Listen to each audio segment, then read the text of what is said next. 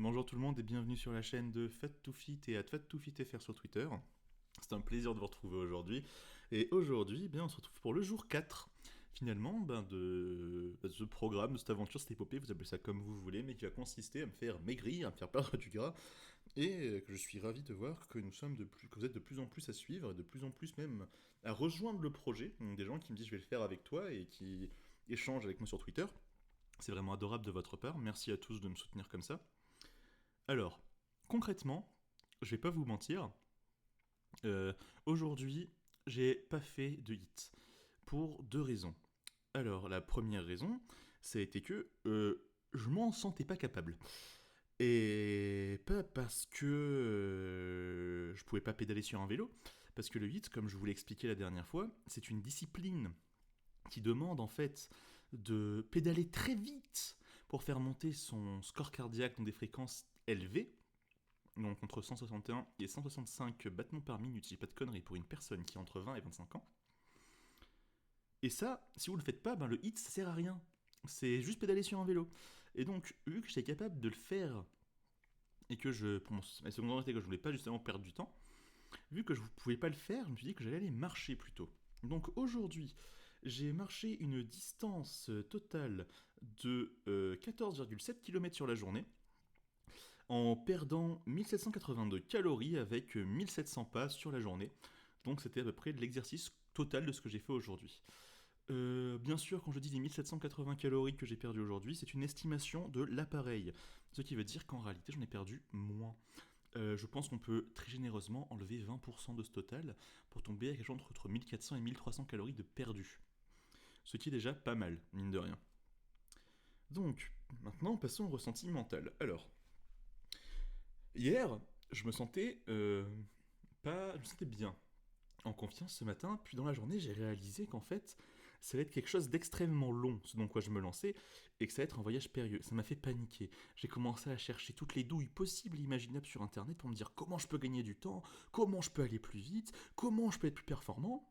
Et finalement, je me suis rendu compte d'une chose, c'est que il n'y a pas de solution miracle. C'est que va falloir se donner, va falloir faire des sacrifices, et c'est une route, un lourd tribut à payer qui sera long, qui sera compliqué au début, qui aura ses moments de pression, ses moments de frustration, ses moments de privation, parce que justement c'est un truc qui est en moi depuis très longtemps.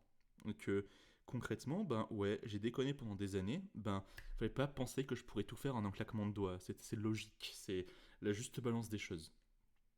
Donc je me suis dit que j'allais pas me fixer des objectifs inatteignables. C'est-à-dire que j'avais pas essayé de m'optimiser dans le sens où faut à tout prix que j'ai perdu 5 kilos à la fin de la semaine, sinon je suis un connard, ouais. Non, ça, ça c'est pas un truc que je veux faire et que je peux faire en fait. C'est juste quelque chose qui, moi, va me demander du temps pour que ce soit bien fait, et surtout qu'en fait, il faut que je garde encore une fois en objectif que mon objectif c'est de perdre le maximum de poids, mais pas d'arriver à un poids donné. Alors, ça c'était pour la partie mentale. Pour le ressenti physique, j'allais très bien. Franchement, au top. Juste, je me sentais pas d'attaque pour aller taper du 8 à la salle, mais mal nulle part. Je me sentais juste un peu ballonné et plus gros que hier physiquement. Mais visiblement, c'est lié au fait que, vu que je fais du sport, en fait, je suis contracté sous ma graisse et que du coup, le temps que ça diminue, je vais avoir l'impression d'avoir pris un peu plus de ventre. Mais c'est censé être normal, visiblement. Donc, si des gens sont au courant, n'hésitez pas à me le dire. Donc voilà, maintenant que ça c'est fait, on va passer au moment de la vidéo où je vous raconte concrètement ma diète du jour. Alors ma diète du jour, aujourd'hui ça a été... donc ce matin, ça a été 4 œufs avec du paprika brouillé, encore une fois, servi avec une banane à côté et un thé vert. Ça c'est ce que j'ai mangé ce matin. Ça m'a permis en fait de tenir la journée et de ne pas avoir faim jusqu'à 13 heures. Sachant que en fait, j'ai mangé à midi pour essayer de garder un rythme, et que j'ai eu faim dans l'après-midi. De midi, j'ai mangé des pâtes carbonara, que je m'étais fait moi-même, et qui sont finalement les derniers féculents que je vais bouffer pendant plusieurs mois. Et après ça, le soir, en rentrant à 18 heures, j'avais tellement faim que je me suis dit que j'allais manger maintenant. J'ai mangé 3 tranches de dinde, style jambon, vous voyez ce que je veux dire, là, le jambon de dinde, avec une carotte crue. Et bien sûr, j'ai mangé un fruit, j'ai mangé une part de pastèque. Ça m'a permis en fait de me contenir de contenir ma faim, et ça m'a permis aussi de pouvoir aller marcher. Et je me suis dit que du coup, en fait, à partir du moment où j'avais faim, il fallait que je mange, mais que si je mangeais, c'était un repas. Je vous explique. Je vais pas commencer à bouffer un bout de jambon par-ci, un bout de jambon par-là. Ce serait débile. Vraiment débile.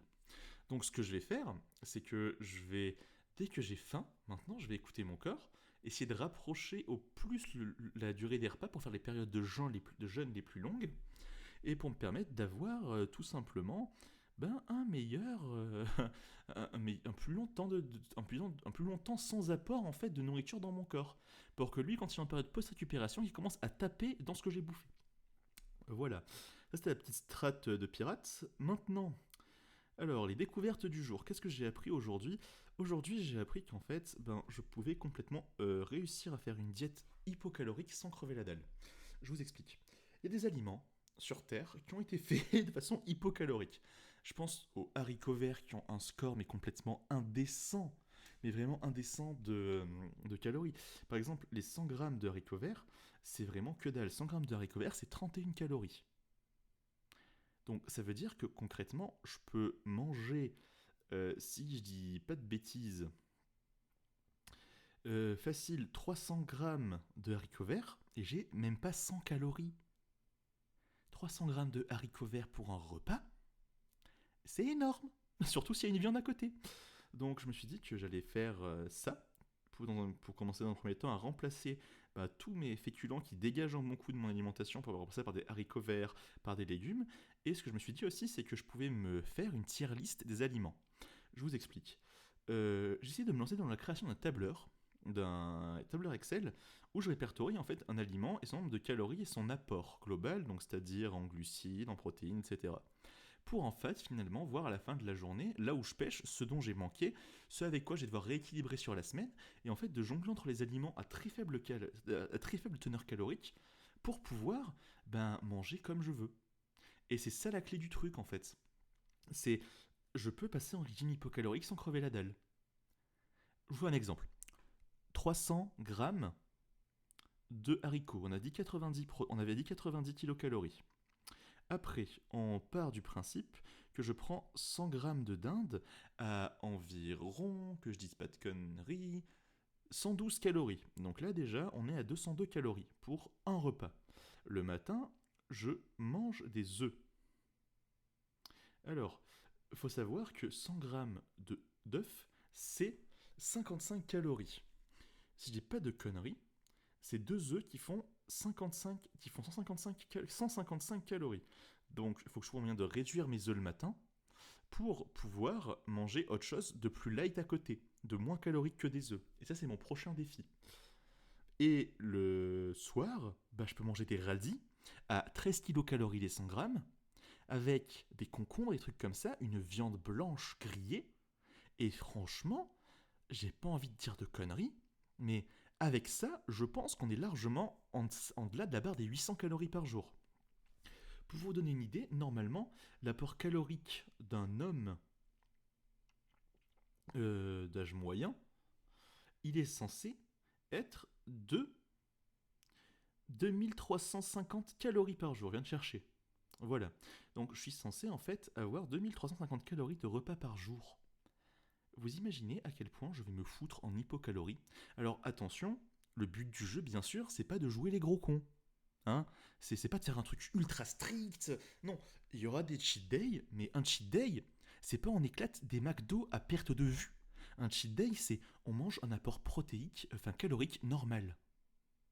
Le but du jeu, c'est que tant que j'ai pas faim, ça passe. Et moins je mange, mieux c'est. Parce que je vois beaucoup de gens qui font sur YouTube des mecs, ouais, j'ai bu des soupes Liebig pendant 5 mois, en allant buter tous les jours 2 heures à la salle et j'ai perdu 50 kilos en 4 mois. Alors oui, ça serait beau. Oui, ce serait facile. Mais c'est pas ce qu'il me faut, parce que là, je vais juste avoir un problème de santé après. Moi, ce que je veux, c'est changer ma santé et mon physique de façon durable, donc ça va prendre du temps. Cependant, je peux complètement gruger le système en bouffant des trucs ultra low calories, sans graisse, et juste en mettant peut-être, allez, de temps en temps, la petite cuillère d'huile d'olive qui va bien.